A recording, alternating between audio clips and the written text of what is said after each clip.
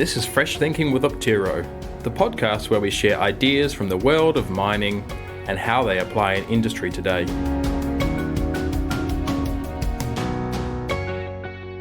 Welcome to Fresh Thinking. My name's Adam Mullett and I'm your host, and today I'm joined by Mark Warren, who's the Managing Director of Optiro. This is episode 15 and it's part 2 of a 4-part series on due diligence. The first episode was on what is due diligence. This episode is about the scope of a due diligence, and the future episodes in this series are going to be how do you go about doing one, i.e. what is the process, and then some tips and traps for buyers and sellers. So welcome back, Mark. Hi, Adam. Good to see you again. To understand the scope, what are some things people should be looking at reviewing in a technical due diligence? Okay, Adam. Well, as the title implies, it's a technical due diligence, so it covers all the technical aspects of the mineral asset or mining company that you're contemplating purchasing. This would typically encompass the following list. Number 1, geology, being all the exploration activities and mineral resource that company might have, assuming that there are mineral resources. Number 2, mining, being have a look at any ore reserves, if there are ore reserves. Mine designs and mine schedules, a look at the mobile plant and the mine infrastructure. Number 3, a look at the process and metallurgy, including a look at the performance and condition of any process plant and any associated engineering and equipment. Number 4, the infrastructure, that's everything that sits around the mining operation that makes it work, being everything from power, water, roads and rail, site camps and airstrips. Number 5, the management, being the organisation, how people are organised to do their job, and the quality of the people. It's often said that people are the number one asset, so it's important to have a good look at the team that you're looking at coming along in the acquisition.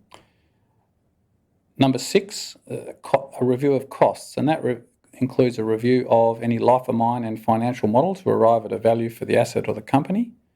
And number 7, finally, but not least, a look at any environmental, permitting, native title, tenement aspects that might exist. And also, in some instances, depending on what the commodity that you're looking at, possibly the marketing and how the product that the mining company has is sold. All right, well, that's a fairly broad list. I mean, how would you go about covering all those things off? You're right, it's a broad list, and really to cover that breadth of technical disciplines, you need a range of technical specialists, including geologists with exploration and resource experience, and that's probably 2 people because generally geologists come in either or variety.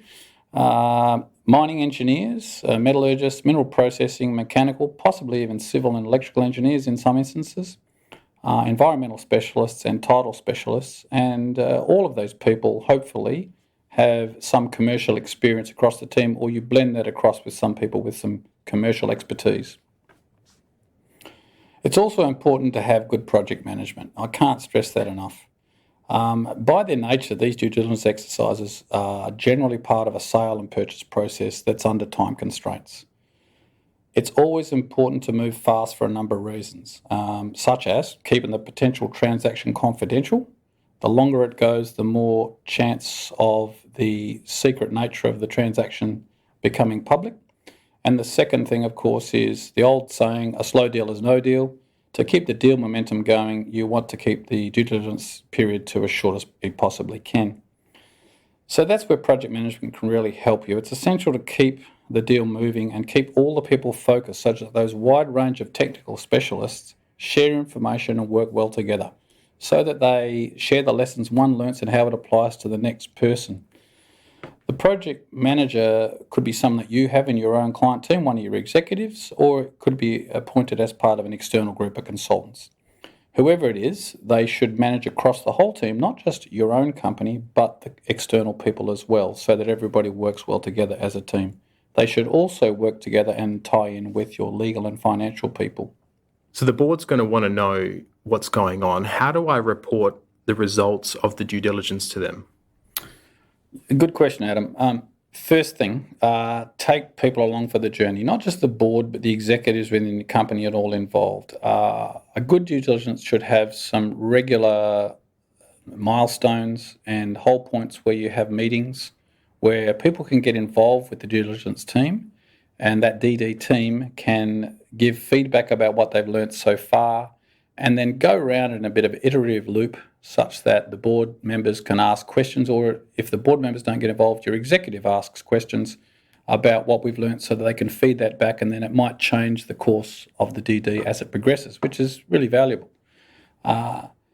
The second thing as to how you'd want to communicate to the board is make sure you produce a good, succinct executive summary in the form of probably a PowerPoint presentation or some sort of verbal presentation. Finally, and most important, you must have a good report that summarises the findings, the risks and the opportunities in some detail, not just for the use in making the decision whether to proceed with the acquisition or not, but as a permanent record should there be follow-up needed, be that to review actual performance down the track versus what we thought we were doing, or as I mentioned, which hopefully doesn't happen, in some sort of defence if somebody says, well, hang on, this company didn't perform as we expected and we want to see what process you went through to come up with the decision to proceed with an acquisition. Okay, so up until now we've focused on technical due diligence, but are there any more things that you need to assess when purchasing a mineral asset? Absolutely. There's two areas we haven't talked about, and that's the legal and financial due diligence, and I'm sure the lawyers and accountants out there would say that that's far more important. We haven't covered these in this series because typically they're done by legal practitioners, and that's most commonly a combination of your in-house legal counsel if you have some, or your nominated legal advisors. Likewise, on the financial side, your CFO would typically run with the financial review together with the company's financial consultants, be they the auditors or taxation advisors that you have on board. As to legal due diligence, it includes a review of all the material contracts, be they sales, purchasing, funding agreements, the employment contracts, the purchase and sale agreements of tenements, etc. It's not an exhaustive list. And the financial review would include a review of the financial statements, things like the condition of the balance sheet, financial models and forecasts, the banking arrangements, a review of the debt and equity adequacy and the servicing capability of that debt. These areas are outside of our expertise, and hence that's why we haven't covered them in discussion. However, it is most important that the technical specialists, the people that we would have doing the technical due diligence, interact with the findings of the legal and financial practitioners. And maybe we can discuss that, why that's important, more in later episodes of this podcast. What sort of tools do you need to complete a technical due diligence? Okay, well, firstly, a comprehensive checklist that you've developed over time. I know in my world we've got checklists which cover not just mining companies, but all manner of types of different companies, and these checklists run many pages. We modify them to suit the particular transaction in question. You'll be able to find various examples of checklists either online or through your legal or financial advisors or consultants that you may employ. The next item, and I can't emphasise this enough, is the importance of having experienced people. As I've said before, it requires specialists from multiple disciplines, and there's no substitute for people with the years of experience that have seen it before in operations and can gauge the good from the bad. There's the old saying that goes, you don't know what you don't know. It's pretty hard for a person that hasn't been there and done that to have the understanding and the context of what something means and how it measures up if they haven't seen it before. And you don't simply have anywhere near the time to go down and analyse things to the nth detail. So it really helps to have people that have got the experience. Another thing that's useful to have is 3D modelling software, and we used to love to use that for geological evaluations. After all, these are mineral assets and everything's based on the geology. Things we'd do with 3D modelling software, for instance, is load the resources up into the 3D software. It's a really good communication tool to put to your board to show them what the whole opportunity looks like.